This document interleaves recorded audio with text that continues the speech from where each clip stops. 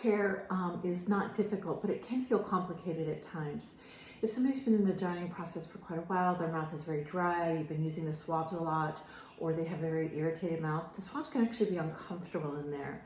And so what I do in that case is I just make up my own little solution and I spray the mouth. You can take any over-the-counter solution at a pharmacy for dry mouth, or you can just take some water, a little bit of mouthwash, and just a few drops of any edible kitchen oil.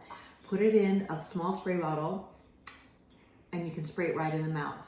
And you can pull things apart. It's an easy way to help keep moisture in the mouth without having to always use the swabs. Now, you still may need to use the swabs to pull out some thick secretions or leftover medication, but this really does help keep the mouth nice and moist, and then really slather the lips with either a petroleum jelly if they're not on oxygen, or a good lip balm. I take the lip balm and I squeeze it off with my gloved fingers. I rub it, make it soft, and I really smear the lips because the lips are kind of slack at this point.